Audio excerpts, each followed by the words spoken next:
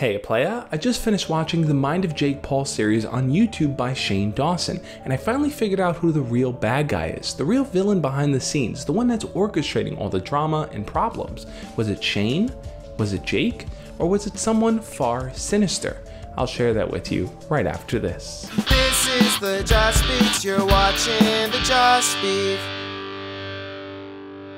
For those of you that are new here, my name is Josh, and every single Monday through Friday, I make videos sharing tips, ideas, and stories teaching you how to be your best self. So if you want to learn and grow, hit the subscribe button and make sure to click on the notification bell. I want to take you through a list of culprits here, because I feel like every single one of these people had a hand in everything that transpired with Jake Paul, the good and the bad. So let's break down how they were involved. Could the problems all be traced back to the supposed ex-girlfriend of Jake Paul, Alissa Violet? Now, one of the things that I learned from this series is that Alissa Violet wasn't actually Jake Paul's girlfriend. The two of them were hooking up, they were friends, there was something there, but neither one of them really put a label on it. From Jake's perspective, we can kind of see that he didn't really want to lock things down with her, but it's most likely that he didn't really communicate that with her. He was on and off with her, he kind of led her on, and led her to believe that they were something more, or they were building to something more. And from Alissa's perspective, she probably wanted more from their relationship, but she just didn't really communicate that with him.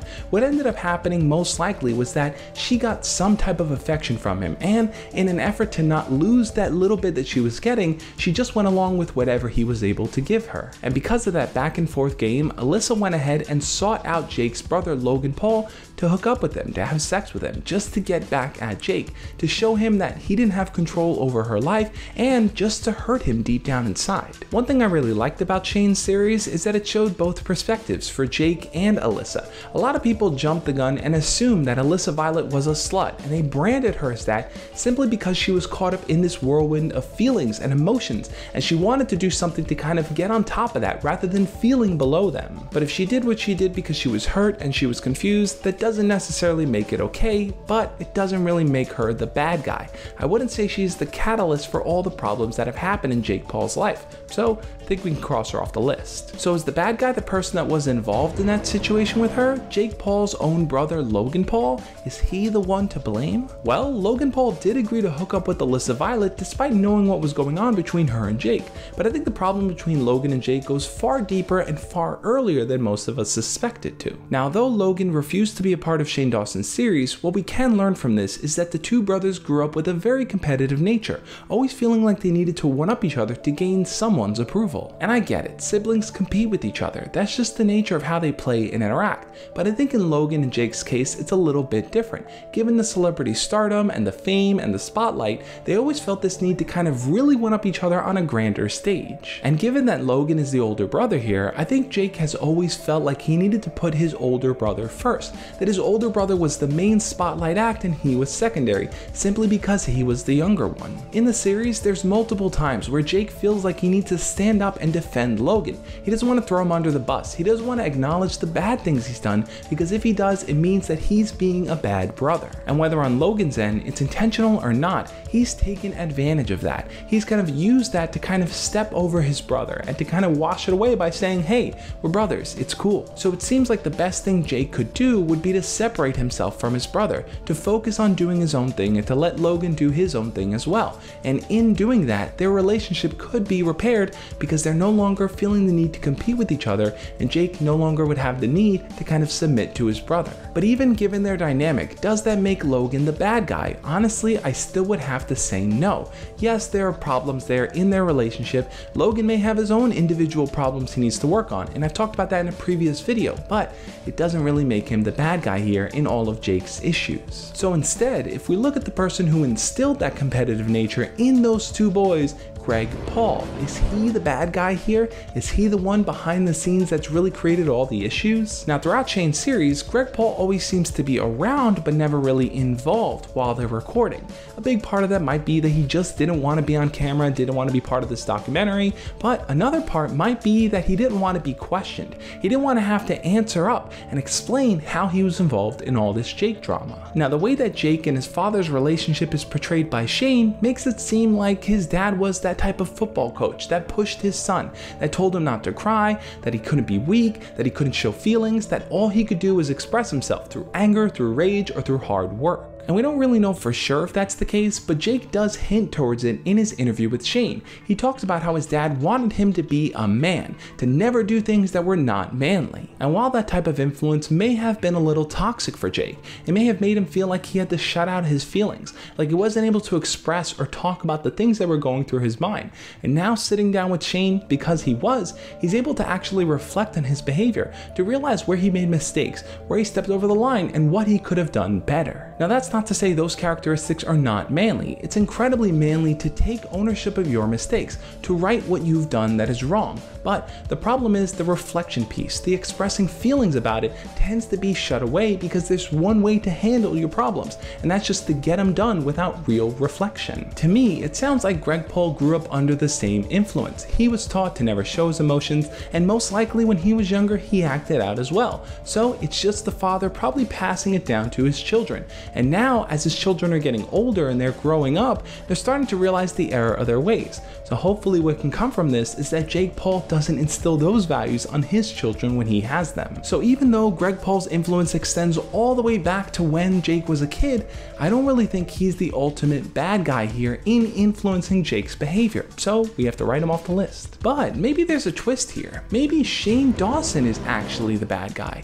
Maybe by doing this whole series, by bringing more attention to Jake Paul, he's only fanned the flames. He's caused people that have hated him to hate him even more now. Let's take a moment to look at Shane. From the very beginning of the series, he wanted to portray Jake Paul as a sociopath. That's the kind of image that he created on set. So if you were someone that didn't really know a lot about Jake Paul in the beginning, like I did, I thought Jake Paul was a sociopath. I thought he fit all the characteristics, and we hadn't even met him until later on in the series. Now, most likely, the first and last episodes of the Jake Paul series are going to be the most watched, which means that the majority of people are going to first learn about Jake Paul as a sociopath, as possibly having those characteristics. And if they don't really watch the other videos in the series, that's where their mind is gonna stay. Now, by doing this, did Shane implant that thought in people's heads? Did he get people to start thinking about Jake Paul in a certain way? Did he create the lens in which we see the man known as Jake Paul? Honestly, I would have to say yes, but no. Sure, there's a bit of sensationalism in the series, and I think Shane approached it similarly to how you or I would approach it. We'd watch a bunch of Jake's content, and we'd form an opinion about him, which is exactly what Shane did in the beginning. But as the series went on, Shane made it his duty to be honest and open here, to talk to the people that were in Jake's life, to really get a real feel for how things went down, and to do it from a place of loving kindness. Yes, there's the whole element of getting views on YouTube and making videos that are clickbaity, but I think if you watch the whole story in its entirety, what you really see is the humility of a man, one person really wanting to reach out, learn, and accept someone for who they are. And Shane does that really well. What he does is connect with the human side of Jake Paul, to let Jake Paul see that he's not there to judge him, to tell him what to do, or to tell him how to be, but just there to listen, to learn, and to be open and mindful to how he approaches this. And Jake Paul ended up being as open as he could be. So was Shane Dawson the real bad guy here? Did he go into this with malintent or just to fuel the flames? I don't think so. So we can knock Shane off that list. I think we might be focusing on the wrong thing. Instead of asking the question, who's really to blame for everything that's happened, we should be asking, who has the power and the ability to step forward and rectify things, to help other people? And this is where Jake Paul should take full responsibility. He does have the fame, he does have the power, and he does have the influence to be somebody great. He can carry that forward and help inspire so many people. So Jake Paul, this is a call for you to step up, man, and do it. So that's it then. Jake Paul was the bad guy all along. Case closed, right? Not exactly. What if I were to tell you that the bad guy in this whole equation, the person that's been pumping this up, making it worse than it is you? The fans of Jake Paul, the haters of Jake Paul, anyone that's made a decision on the person that we know of as Jake Paul. The problem here really is that we don't know anything about this guy. We don't live with him, we don't talk to him, we don't interact with him. All we see is this internet world, and from that, we make assumptions and we make judgments. In fact, this entire video is an example of just that. Everything I've spoke to are things that I've learned about Jake Paul, things I've learned about his world, but I don't truly know him, and because of that, I don't think I can make a definitive statement on his character. I don't think I can say who's the bad guy and who's not. But I do think people like you and me do contribute to the drama, to the problems, to all the issues that come about it. Because instead of approaching this person and saying, here's a person who's struggling, who's troubled, who's making mistakes, who's doing things without really paying attention to them, instead of offering loving kindness and helping them really kind of move forward by offering positive suggestions and kind words, instead we tear people down. And it's time for us to stop doing that. If we see someone doing something wrong, if we see someone not being a good person, it's on us to teach them, to help inspire, because guess what? People are watching you. People are seeing how you react to the situation. And if you can approach things with love and kindness, people will be inspired to do the same. I'm not here to say whether or not any of these people are good or bad. I don't really think anyone can be defined as good or bad. I think we're all people making small steps towards being somebody great. Some of us do need more positive influences in our lives. Some of us do need to believe in ourselves, but at the end of the day, we all have what it takes to be our best selves. And Jake Paul should be included on that list. But now I want to know, what do you think? If you can share one message of inspiration with Jake Paul to help set him on the right path, what would you say to him? Leave it down in the comment section below and we'll talk about it. The learning doesn't end there. You can tap on the video or the playlist there on the side to watch more videos about how to be a better person, how to carry yourself in a way that is confident, that is powerful, and that is helpful to the people around you. Check those videos out and I'll catch you guys tomorrow.